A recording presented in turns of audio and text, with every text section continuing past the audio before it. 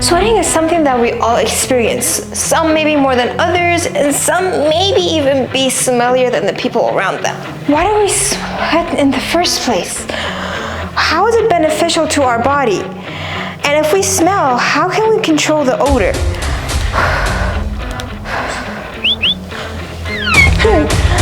And if you are experiencing excessive sweating, how can you control it? We're gonna talk about it right now.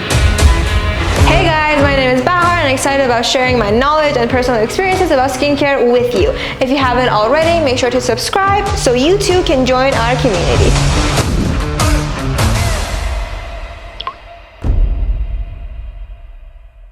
Sweating may seem like a very annoying thing to happen, but it is actually very crucial for our body's health.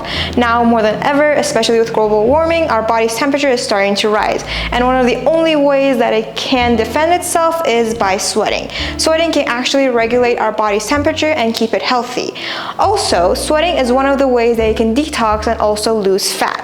This may seem like a bit of a disgusting subject, but when you detox or when you exercise, you lose fats or even toxins through sweating and through urine. So as you can see, sweating is very crucial for your body and for its health. But even good things can turn bad if it gets out of hand. Oh, that rhymed. Sweating is very crucial for our body's health, but if it turns into excessive sweating, it can be a burden to our mental and physical health, and it can also affect our day-to-day life. Oversweating, or in a more medical term, hyperhidrosis, is when you sweat more than normal, and it can be, well, annoying, and it can cause some difficulty in your everyday life. It normally happens at childhood, and a very small population of people actually have this condition.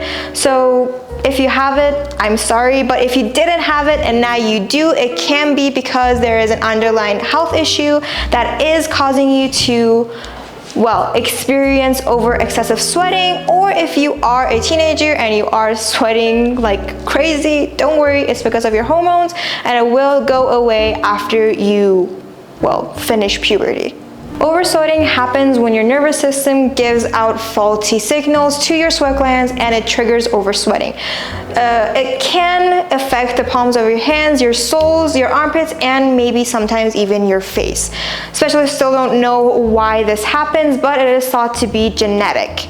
The second type of oversweating, like I said, can be because of an underlying health issue like diabetes, thyroid problems, or even menopause, hot flashes, infections, or even some medications like antidepressants, some pain relievers, some medications for diabetes, and even sometimes some hormonal changes like puberty. If you are experiencing these types of oversweating, it can affect your entire body, unfortunately. If you are going through puberty, like I said, don't worry, it's going to end after you finish this phase. And if you are one of those people that experience sweaty palms, don't worry, it is mostly because of your nervous system, and when we do get nervous, our body goes into fight or flight mode, so it's just a response to being nervous. Don't worry about it. Sweating can cause more problems other than just a burden in your everyday life or even embarrassment. People who experience oversweating are more prone to skin infections, unfortunately. But on the great side, you can treat it. You can either get Botox injections in the areas that you are experiencing oversweating, or you can get clinical strength antiperspirants that need to actually be prescribed by a doctor. Or if your doctor advises you and they do approve, you can remove some of your sweat glands if you are over sweating like crazy. You can get some of your sweat glands completely removed permanently with surgery.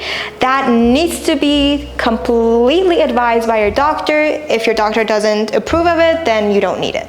Now that we talked about sweating, why it's beneficial for our body, what happens when we oversweat, there is one question that remains. Why does it smell? Well, the answer is it doesn't.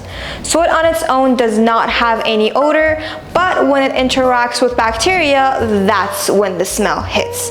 Our skin has many bacteria living on it, and depending on how these bacteria interact with our sweat, you may experience different odors coming from, well, your body and your sweat. Fortunately though, by making some small changes into your lifestyle, you can lessen the odor of your sweat. First off, considering that we are pretty close to summer, your hygiene. You need to shower regularly with an antibacterial body wash and make sure that you change your clothes regularly, and if they smell, just throw them into the washing machine. No one will judge you for washing your clothes. And second of all, avoid smelly foods like garlic, onions, and cabbage. These foods are rich in sulfur, and sulfur will actually make your odor smell worse. If none of these are going to help you, if changing your lifestyle is not going to help with the odor of your sweat, maybe it's time to go see a specialist. I hope this video was helpful. If you enjoyed it, make sure to give it a thumbs up and click the notification bell so you can be notified every time I post a new video. And I'll see you in the next one.